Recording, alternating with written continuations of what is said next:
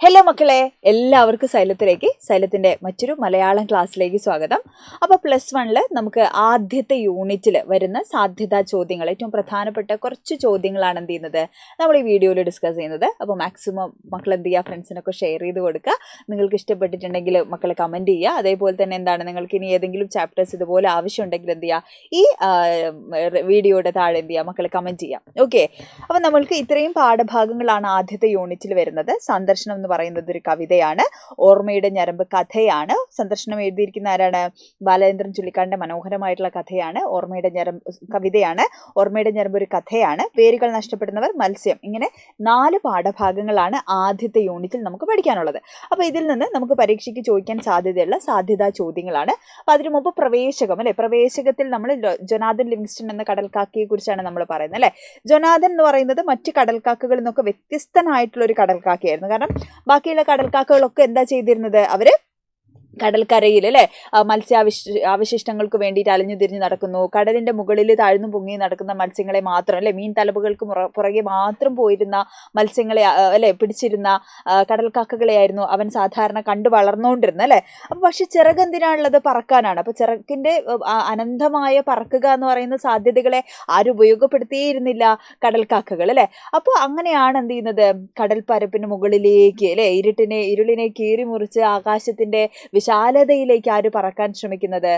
നമ്മളുടെ Jonathan Livingstone എന്ന് പറയുന്ന കടൽക്കാക്ക. അപ്പൊ അവന്റെ വീട്ടുകാരും കൂട്ടുകാരും സമുദായ നീതി ഉൾപ്പെടെ എന്താണ് അവനെ തടയുകയാണ് അല്ലെ, ഈ പോകാൻ പാടില്ല എന്ന് പറയണം. അങ്ങനെ ജൊനാഥൻ ഒറ്റപ്പെടുന്നു, തന്റെ സമുദായത്തിൽ നിന്ന് എന്ത് ചെയ്യാണ്, പുറത്താക്കപ്പെടുന്നു. അങ്ങനെ ഒരു ദിവസം പറക്കലിനിടയിൽ എന്ത് ചെയ്യാണ്, അവൻ കടക്കാക്കകളെ പരിചയപ്പെടുകയാണ് അല്ലെ. ജീവിതത്തിന് നിലനിൽപ്പിന് മറ്റൊരർത്ഥവും മാനവും ഉണ്ട് അല്ലെ. നമ്മളൊക്കെ വെറുതെ ജനിച്ച് ജീവിച്ച് മരിച്ചു പോകേണ്ടവരല്ല അല്ലെ. അതിനപ്പുറത്തേക്ക് നമുക്ക് ഒരുപാട് കാര്യങ്ങൾ ചെയ്യാനുണ്ട് എന്ന് ജൊനാഥൻ എന്ത് ചെയ്യാണ്, അവരോട് പറയാണ്. അങ്ങനെ ലക്ഷ്യമാണ് എന്ത് ചെയ്യുന്നത്, നമുക്ക് ഏറ്റവും പ്രധാനം അല്ലെ. അങ്ങനെ ലക്ഷക്കണക്കിന് കടക്കാക്കകളിൽ നിന്നും വ്യത്യസ്തനാവുക എന്ന വലിയ നിശ്ചയത്തോടെ എന്ത് ചെയ്യുന്നു, അവൻ ഉയരങ്ങളിലേക്ക് പറന്നു പോവുകയാണ് അല്ലെ. അപ്പൊ അങ്ങനെ സ്വന്തം വഴി അല്ലെ വേറിട്ട് അല്ലെ നിൽക്കുന്ന. അപ്പൊ ജൊനാഥന്റെ ഏറ്റവും വലിയ സ്വപ്നം എന്ന് പറയുന്നത് എന്തായിരുന്നു?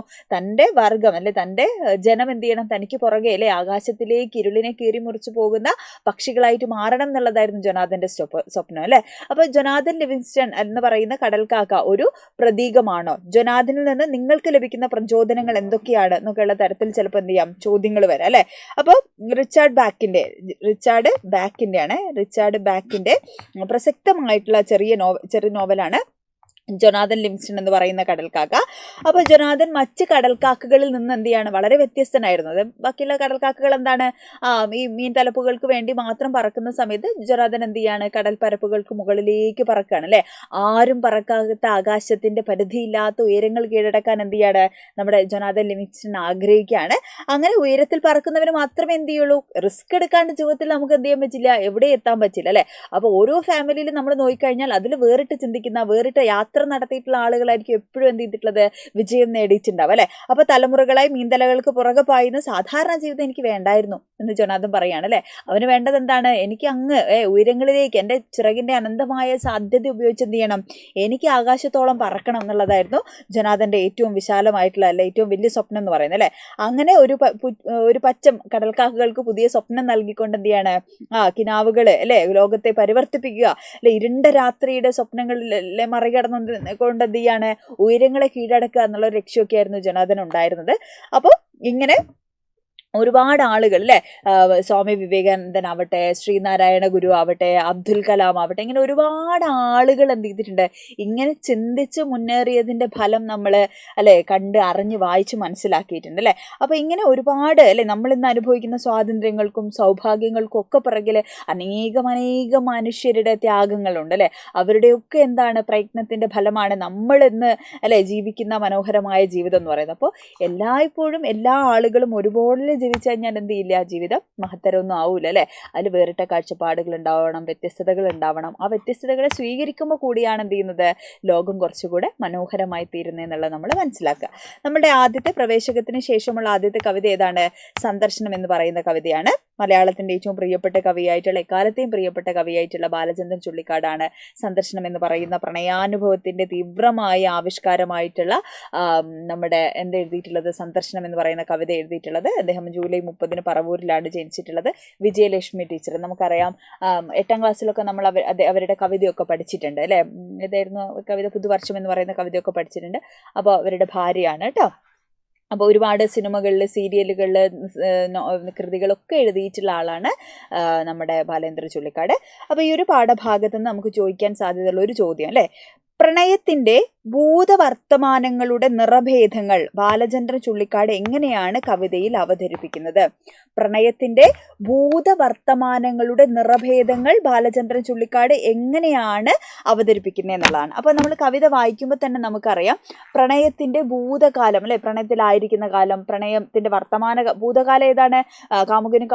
കാമുകിയും വളരെ മനോഹരമായിട്ട് അവരുടെ പ്രണയം ആസ്വദിച്ചിരുന്ന അല്ലെ, കനകമൈലാഞ്ചി നീരിൽ തുടുത്ത കൈ തൊടുമ്പോൾ അല്ലെ, അങ്ങനെയുള്ള പ്രയോഗങ്ങളൊക്കെ വന്ന് നമ്മൾ വായിച്ചിട്ടില്ലേ കവിതയിൽ.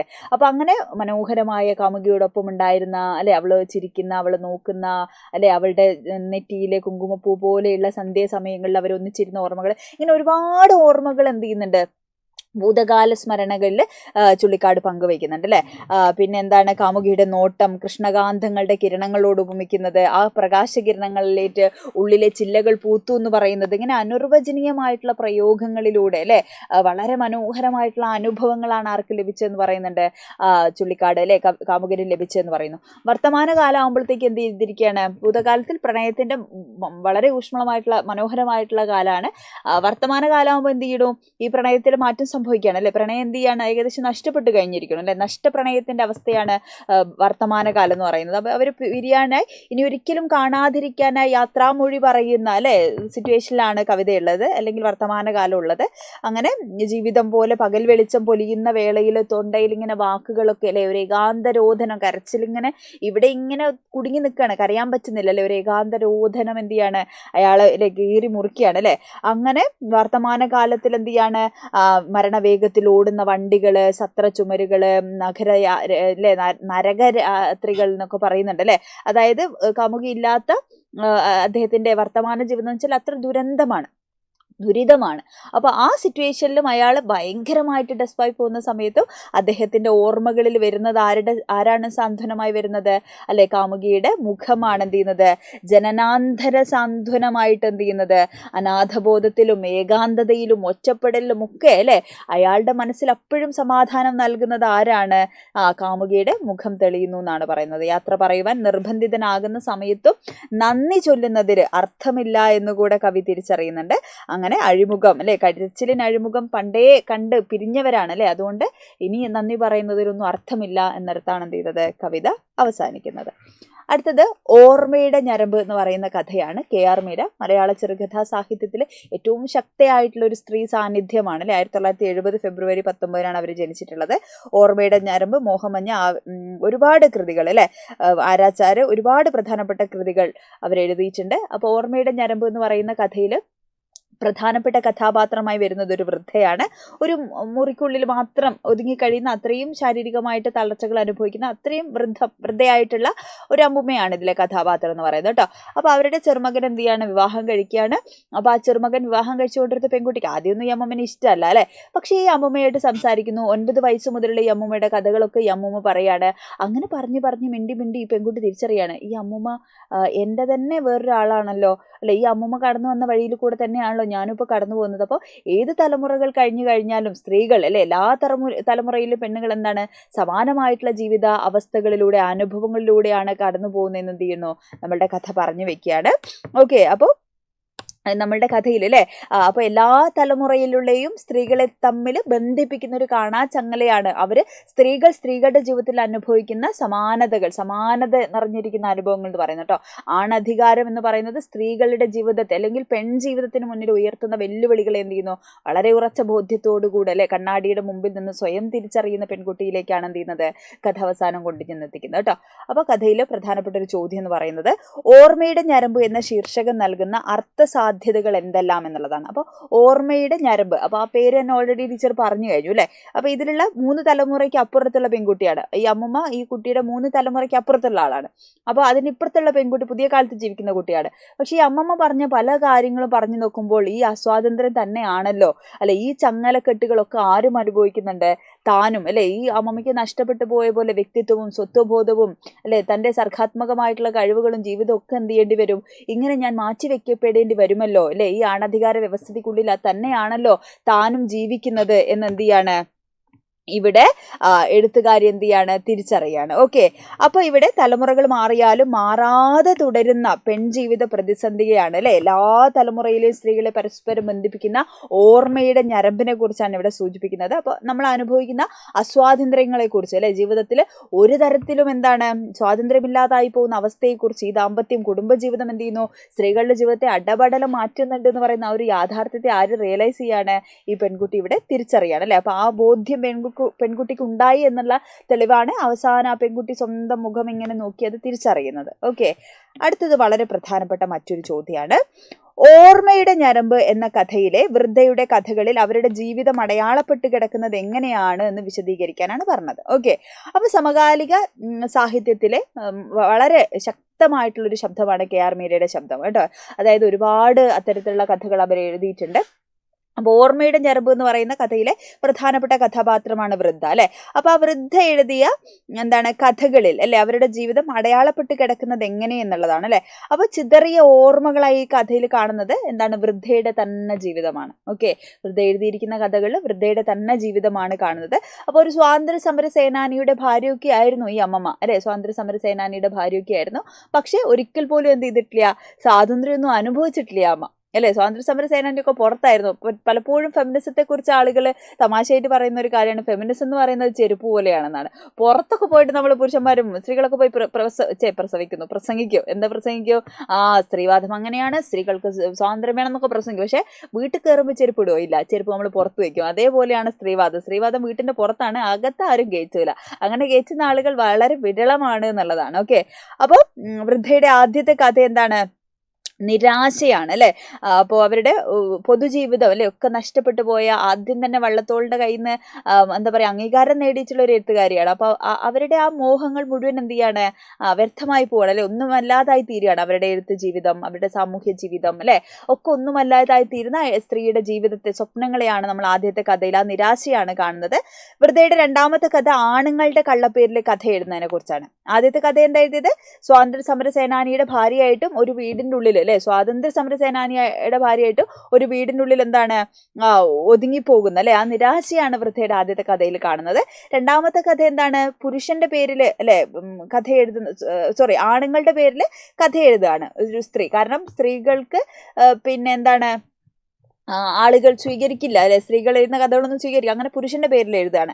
അപ്പോൾ അങ്ങനെ ആ കഥകൾക്കൊക്കെ സമ്മാനം കിട്ടുന്ന സമയത്ത് എന്ത് ചെയ്യുന്നു, അത് പുരുഷൻ അല്ലെ, ഈ ഭർത്താവ് അതങ്ങ് എന്ത് ചെയ്യണം, ഞാനാണ് അയാൾ എന്ന് പറഞ്ഞിട്ട് എന്ത് ചെയ്യുന്നു, അത് ഏറ്റെടുക്കുന്നതാണ് നമ്മൾ കാണുന്നത്. അപ്പോൾ എഴുത്തുകാരി എന്ന നിലയിൽ വൃദ്ധ കുടുംബത്തിനുള്ളിൽ അനുഭവിച്ച അസ്വാതന്ത്ര്യങ്ങൾ തന്നെയാണ് ഈ കഥകളിൽ ഉടനീളം നമുക്ക് കാണാൻ പറ്റുക കേട്ടോ.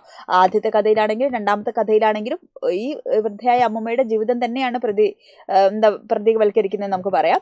പെണ്ണായ ചോറും കറിയും വെക്കണം, പ്രസവിക്കണം, കുഞ്ഞുങ്ങൾ നോക്കണം, ഭർത്താവിനെ നോക്കണം അല്ലെ. അപ്പൊ കഥയും കവിതയൊക്കെ എഴുതുകയൊക്കെ ആയിട്ട് കുടുംബത്തിന് എന്ത് പ്രയോജനം എന്ന് അമ്മായിയമ്മ എന്നും ചോദിക്കും അല്ലെ ഈ എഴുത്തുകാരിനോട് അല്ലെ. അപ്പൊ എഴുത്ത് ജീവിതത്തിന്റെ അസ്വാതന്ത്ര്യങ്ങളെയാണ് ഈ ചോദ്യങ്ങളൊക്കെ സൂചിപ്പിക്കുന്നത്. ഒരു അമ്മയാണ്, ഒരു സ്ത്രീയാണ്, പക്ഷെ എന്നിട്ടും എന്ത് ചെയ്യും, അവരൊക്കെ പഠിച്ചു വരുന്ന എന്താണ്, ഇങ്ങനെയാണ് സ്ത്രീകളുടെ ജീവിതം, ഇങ്ങനെയാണ് ജീവിക്കേണ്ടത് അല്ലെ, ബാക്കിയുള്ള ആളുകൾ നോക്കുക, കെയർ ചെയ്യുക എന്നുള്ളതാണ് സ്ത്രീകളുടെ ജോലി എന്നാണ് എന്ത് ചെയ്തത് എല്ലാ കാലത്തും അമ്മമാര് അല്ലെങ്കിൽ സ്ത്രീകൾ എന്ത് ചെയ്തത്, സ്ത്രീകളെ തന്നെ പറഞ്ഞ് വിശ്വസിപ്പിച്ചുകൊണ്ടിരുന്നത്. കാരണം സമൂഹം അങ്ങനെയാണ് അവരെ പഠിപ്പിച്ചുകൊണ്ടിരുന്നത് അല്ലെ. അങ്ങനെ ഒളിച്ചും പാത്തും കഥ എഴുതേണ്ടി വന്ന അവരുടെ എഴുത്ത് ജീവിതമാണ് രണ്ടാമത്തെ കഥയിൽ എന്ത് ചെയ്യുന്നത്, അടയാളപ്പെട്ട് കിടക്കുന്നത്. മൂന്നാമത്തെ കഥയുടെ ശീർഷകം എന്നോ ഉള്ളടക്കം എന്നോ പറയാനാവാത്ത വിധം അല്ലെ ഒരു വാക്ക് മാത്രമാണ് അമ്മ പറയുന്നത്. എന്താ പറയുന്നത്, ദുർമരണം അല്ലെ. അത് അവരുടെ ജീവിതത്തിന്റെ ആകെ എന്താണ് അർത്ഥം ധ്വനിപ്പിക്കുന്ന തരത്തിലുള്ള ഒരു വാക്കാണ് ദുർമരണം എന്നുള്ള വാക്ക് അല്ലെ. അപ്പോൾ 9 വയസ്സുള്ള കാലത്തെ ടീച്ചർ പറഞ്ഞു ഓൾറെഡി, വള്ളത്തോളിന്റെ കയ്യിൽ നിന്ന് പുരസ്കാരമൊക്കെ നേടുന്ന നേടുന്ന അല്ലേ എന്താ പറയുക, അങ്ങനെയുള്ളൊരു പെൺകുട്ടിയാണ് അല്ലേ, പ്രതിഭാശാലി എന്ന അഭിനന്ദനം നേടുന്ന ഒരു പെൺകുട്ടിയാണ്. അപ്പോൾ അങ്ങനെ ഒരു പെൺകുട്ടി പിന്നീട് എന്ത് ചെയ്യാണ്, വീടിൻ്റെ മുറികൾക്കുള്ളിൽ ഒതുക്കപ്പെടേണ്ടി വരുന്ന സാമൂഹ്യ സാഹചര്യത്തെയാണ് എന്ത് ചെയ്യുന്നത്, നമ്മളിവിടെ കാണുന്നത്. അപ്പോൾ ആകെ 3 കഥകളാണ് എഴുതാൻ സാധിച്ചത്, അതും വീട്ടിൽ ആരും ഇല്ലാത്ത സമയത്താണ് എഴുതിയത്. ആ കഥകളിൽ നിറയെ എന്താണ്, അമ്മയുടെ ജീവിതം തന്നെയാണ് നമ്മൾ കാണുന്നത് എന്നുള്ളതാണ്. ഓക്കെ, ക്ലിയർ ആണോ? മനസ്സിലായോ മക്കൾക്ക്? യെസ്. അടുത്തത് വേരുകൾ നഷ്ടപ്പെടുത്തുമെന്ന് പറയുന്ന NA നസീറിൻ്റെ ഒരു പാഠഭാഗമാണ്. അദ്ദേഹം സാഹസിക വനസഞ്ചാരങ്ങളിലൂടെയും വന്യജീവി ഫോട്ടോഗ്രാഫിയിലൂടെയും ഒക്കെ ശ്രദ്ധേയനായിട്ടുള്ള ആളാണ്. അറിയപ്പെടുന്ന പാരിസ്ഥിതിക പ്രവർത്തകനും എഴുത്തുകാരനും ഒക്കെയാണ് അദ്ദേഹം. 1962 അദ്ദേഹം എറണാകുളത്ത് പള്ളിപ്പുറത്താണ് അദ്ദേഹം ജനിക്കുന്നത്. ഓക്കെ, അപ്പോൾ ഭൂമി അല്ലേ, ഭൂമിയിൽ ഓരോ വൃക്ഷത്തെയും, മരങ്ങളുടെ പ്രാധാന്യത്തെക്കുറിച്ചാണ് അല്ലേ, മരങ്ങളുടെ നിലനിൽപ്പിനെ കുറിച്ചാണ്, പരിസ്ഥിതികമായിട്ടുള്ള ഒരു അവബോധമാണ് എന്ത് ചെയ്യുന്നത് ഈ ഒരു പാഠഭാഗം നമുക്ക് നൽകുന്നത് അല്ലേ. അപ്പോൾ വേരുകളെ കുറിച്ചാണ് അല്ലേ, അതായത് വേരുകളെ പുതഞ്ഞ് കറുത്ത മണ്ണിന് മുകളിൽ പല അടരുകളായിട്ട് മരിച്ചിരിക്കുന്ന ഇലകൾ അല്ലെ, ഇലകൾ ഇങ്ങനെ വന്ന് വീണ് ആ ഇലയൊക്കെ എന്താണ് ചാക്രികമായിട്ട് വീണ്ടും ഈ വേരുകളിലേക്ക് അതിൻ്റെ അല്ലേ അതിൻ്റെ സത്ത മുഴുവൻ എത്തിക്കുന്നു. അത് വീണ്ടും എന്ത് ചെയ്യാണ്.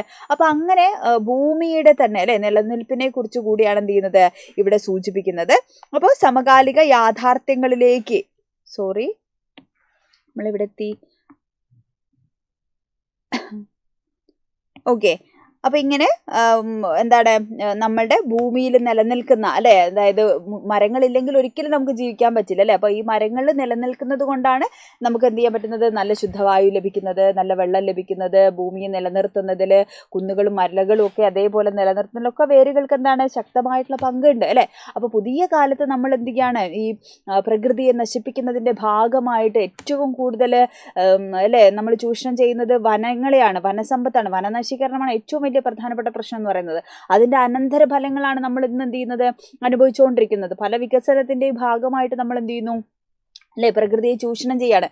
ഏറ്റവും കൂടുതൽ വനസമ്പത്താണ് നമ്മൾ നശിപ്പിക്കുന്നത് അല്ലേ. ഇപ്പോൾ റോഡിൻ്റെ ഭാഗമായിട്ട് നമ്മൾ നിറയെ ഇടതൂർന്ന് നിന്നിരുന്ന വഴികളൊക്കെ ഇന്നെന്താണ് അല്ലെ മുട്ടക്കുന്ന് പോലെയാണ്, ഒരു മരവും ഇല്ലാത്ത തരിശുഭൂമിയായി മാറിക്കിടക്കുന്ന നമുക്ക് കാണാം.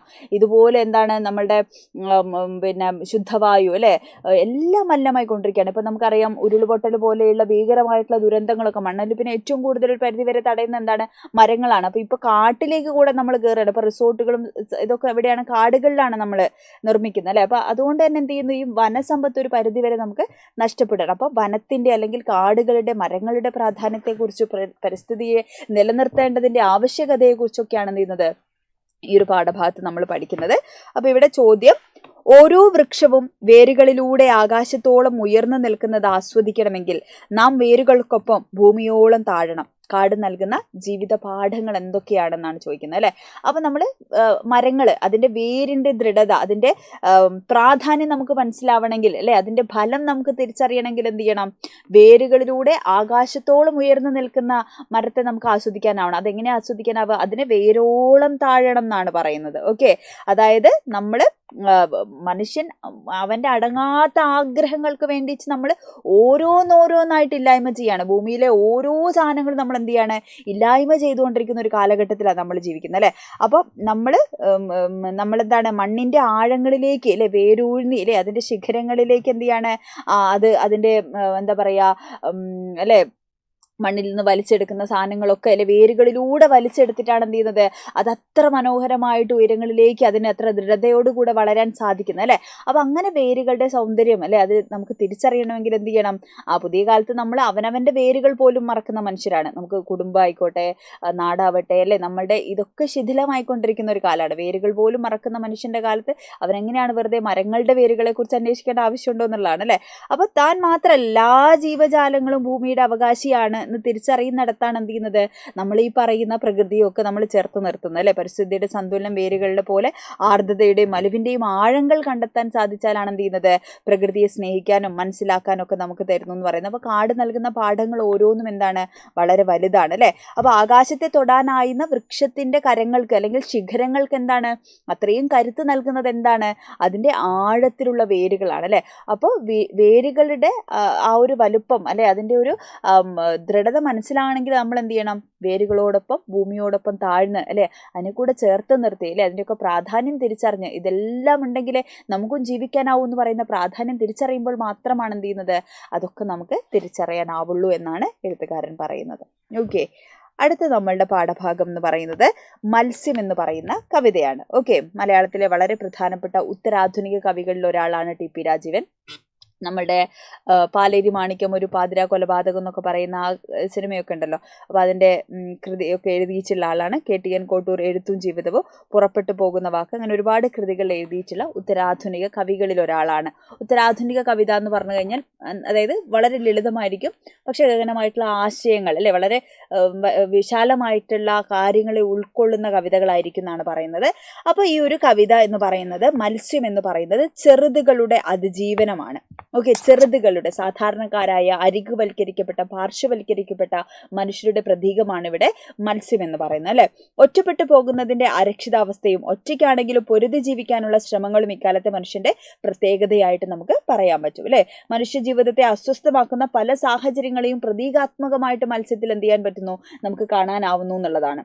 ആഗോള വിപണി, മുതലാളിത്തം, സാധാരണ ജീവിതത്തെ ഹനിക്കുന്നതാണ് ഇതൊക്കെ അല്ലെ. അപ്പൊ വലക്കണ്ണികള്, പരുന്തിന്റെ ആക്രമണം, ഉപ്പളങ്ങള്, ഇതൊക്കെ അപകട സാധ്യതകളാണ് അല്ലെ. അപ്പൊ ഒരു കുഞ്ഞു മീനാണ് അല്ലെ. ഈ കുഞ്ഞു മീൻ എന്ന് പറയുന്നത് എന്തിന്റെ സൂചനയാണ്? മനുഷ്യൻ അല്ലെ. അതായത് നമ്മളുടെ ഭൂമിയിൽ എന്താ പറയുക മാറ്റി നിർത്തപ്പെട്ട മനുഷ്യരുണ്ട്. അപ്പോൾ സ്ത്രീകൾ അനുഭവിക്കുന്ന അല്ലേ, സ്ത്രീകള്, പിന്നെ എന്താ പറയുക ചില പ്രത്യേക വിഭാഗങ്ങൾ, ജാതി മതവിഭാഗങ്ങൾ, അങ്ങനെയുള്ള ലിംഗവ്യത്യാസമുള്ള മനുഷ്യർ. അപ്പോൾ ഇങ്ങനെയുള്ള ആളുകളൊക്കെയാണ് എന്ത് ചെയ്യുന്നത്? ഈ ചെറുതുകളുടെ ഏറ്റവും സാധാരണക്കാരായിട്ടുള്ള മനുഷ്യരെയാണ് ഇവിടെ മത്സ്യം എന്നത് പ്രതിനിധീകരിക്കുന്നത്. അതേപോലെ തന്നെ ഇവിടെ കടൽ അല്ലെ. കടൽ എന്ന് പറയുന്നത് എന്താണ്? ഇവിടെ സമൂഹം അല്ലെങ്കിൽ ലോകമാണ്. ഓക്കെ, ലോകത്തിന്റെ പ്രതിനിധിയാണ് ആര്? ഇവിടെ കടൽ എന്ന് പറയുന്നത്. ഓക്കെ, അപ്പോൾ ഇത് കടലുള്ള എന്താ പറയുക ഓരോ സ്ഥലത്തും തിങ്ങി അല്ലെ ഈ മനുഷ്യർ മീൻ നേരിടുന്ന വെല്ലുവിളികളാണ്. വലക്കണ്ണി, പരുന്തിന്റെ ആക്രമണം, ഉപ്പളങ്ങൾ അല്ലെ. അപ്പൊ ഇങ്ങനെയുള്ള ഒരുപാട് അപകട സാധ്യതകൾ എന്ത് ചെയ്യുന്നു? മറികടന്ന് അതിജീവിച്ചാണ് എന്ത് ചെയ്യുന്നത്? ഈ മത്സ്യം മുന്നോട്ട് പോകുന്നത്. അപ്പോൾ ഈ മത്സ്യങ്ങളുടെ അരികുവൽക്കരിക്കപ്പെട്ട മനുഷ്യരുടെ അതിജീവനമാണ് ആക്ച്വലി ഈ കവിത എന്ന് നമുക്ക് മനസ്സിലാക്കാം അല്ലെ. അപ്പൊ മനുഷ്യ സ്വാതന്ത്ര്യം ഇല്ലാതാക്കപ്പെടുന്നത് സ്വന്തം ചുറ്റുപാടുകളിലാണ്.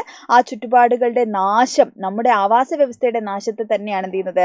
സൂചിപ്പിക്കുന്നത് അല്ലെ. അപ്പൊ മത്സ്യത്തിന്റെ സ്വതന്ത്ര ജീവിതത്തിന്റെ അപകടപ്പെടുത്തല് കൈചൂണ്ടുന്നത് മനുഷ്യ ജീവിതത്തിന്റെ തന്നെ അനിശ്ചിതത്വത്തിലേക്കാണെന്ന് പറയുന്നു.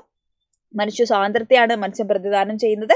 ഒരു സമൂഹത്തിന്റെ ഭാഗമായി നിൽക്കുമ്പോഴും തികച്ചും സ്വതന്ത്രനായിട്ട് നിൽക്കാൻ എന്താണ് ശ്രമിക്കുന്ന ചെറുതുകളുടെ പ്രതിനിധിയാണ് ഇതിലെ മത്സ്യം അല്ലെ. സ്വന്തം അസ്തിത്വം ഉയർത്തിപ്പിടിച്ച് മുന്നേറുമ്പോഴും പുറകിൽ എന്താണ്? അവന്റെ ആവാസ വ്യവസ്ഥ തന്നെ, അവന്റെ കടല് തന്നെയാണ് എന്ത് ചെയ്യുന്നത്? അവനെ പിന്തുടരുന്നത് അല്ലെ, അവനെ ഇല്ലാതാക്കാൻ വേണ്ടി പിന്തുടരുന്ന നമ്മൾ കാണുന്നത്. പുറകിൽ അവനെ ദഹിപ്പിക്കാൻ കടല് പാഞ്ഞെത്തുന്നുണ്ട്. മുന്നിലെ തടസ്സങ്ങളിൽ മാത്രം ശ്രദ്ധയൂന്നി കൊതിക്കുന്ന അവനെ നശിപ്പിക്കാൻ ശ്രമിക്കുന്നത് സ്വന്തം ആവാസ വ്യവസ്ഥ തന്നെയാണ് എന്ന് പറയാണ്. ഒരു പ്രലോഭനങ്ങളിലും വീഴാത്ത സ്വാതന്ത്ര്യ ബോധമാണ് ഇവിടെ മത്സ്യത്തിന്റെ കരുത്തായി മാറുന്നത്. ലോകം മുഴുവൻ തനിക്കെതിരെ തിരിയുമ്പോഴും എല്ലാറ്റിൽ നിന്നും രക്ഷപ്പെട്ട് പുതിയൊരു വ്യവസ്ഥ അല്ലെ കെട്ടിപ്പടുക്കാൻ വേണ്ടി തുനിയുന്ന മത്സ്യത്തെയാണ് എന്ത് ചെയ്യുന്നത്? ഒരു പ്രായോഗിക നിർമ്മിതി കൂടിയായിട്ട് എന്തിനും നമുക്ക് കാണാൻ പറ്റുന്നു? ഇതിലെ മത്സ്യത്തെ നമുക്ക് കാണാൻ പറ്റും. അപ്പൊ ഇതിലുള്ള ഒരു ചോദ്യം നമുക്ക് നോക്കാം. പാർശ്വവൽക്കരിക്കപ്പെട്ട ഒരു ജനതയെ മത്സ്യം പ്രതിനിധാനം ചെയ്യുന്നുണ്ടോ? തീർച്ചയായിട്ടും അല്ലെ. അപ്പൊ നമ്മുടെ ചുറ്റുപാട് നടക്കുന്ന പ്രസന്റ് ലൈഫിലേക്ക്, വർത്തമാനകാലത്തിലെ സമകാലിക സാഹചര്യങ്ങളിലേക്ക്, യാഥാർത്ഥ്യങ്ങളിലേക്ക് വിരൽ ചൂണ്ടുന്ന ഒരു കവിതയാണ് മത്സ്യം എന്ന് നമുക്ക് പറയാം. ഇരകളുടെ എണ്ണമൊക്കെ വർദ്ധിച്ചുകൊണ്ടിരിക്കുന്ന ഒരു സമൂഹത്തെയാണെന്ന് നമ്മൾ അഭിമുഖീകരിക്കുന്നത് അല്ലെ. നിരന്തരം പ്രശ്നങ്ങളാണ്. അപ്പൊ ഈ സമൂഹത്തിൽ പരുന്തിന്റെ കണ്ണ്, വയൽ കണ്ണികള്, എന്താണ് പറയാ, നെറ്റുകൾ അല്ലെ, ഈ പറയുന്ന മത്സ്യത്തിനെ പിടിക്കാൻ ഉപയോഗിക്കുന്ന വലക്കണ്ണികള്, ചതിക്കുഴികളുമായി കാത്തിരിക്കുന്ന ആളുകൾ എപ്പോഴും ചുറ്റുണ്ട് ഏത് നിമിഷം. അപ്പോൾ പലതരത്തിലുള്ള തട്ടിപ്പുകൾ നടക്കുന്നുണ്ട് ലോകത്ത്, പലതരത്തിലുള്ള കാര്യങ്ങൾ നടക്കുന്നുണ്ട് അല്ലെ. അപ്പൊ ഇങ്ങനെ മതന്യൂനപക്ഷങ്ങൾ അനുഭവിക്കുന്ന പ്രശ്നം, അവശരായിട്ടുള്ള ജനങ്ങള്, ലിംഗഭേദമുള്ള ആളുകള്, സ്ത്രീകൾ അനുഭവിക്കപ്പെടുന്ന പ്രശ്നം, അരികുവൽക്കരിക്കപ്പെട്ട മനുഷ്യർ. അപ്പൊ ഇങ്ങനെ പാർശ്വവൽക്കരിക്കപ്പെട്ട, മാറ്റി നിർത്തപ്പെട്ട ഒരു മനുഷ്യരുടെ, ഒരു ജനതയുടെ പ്രതീകമായിട്ടാണ് ഇതിലെ മത്സ്യത്തെ നമ്മൾ കാണുന്നത്. അതിൻ്റെ പിന്നാലെ പാഞ്ഞു വന്ന് ശത്രുക്കളിൽ നിന്ന് രക്ഷപ്പെട്ട് മുന്നോട്ട് കുതിക്കുന്ന മത്സ്യം എന്ത് ചെയ്യുന്നു?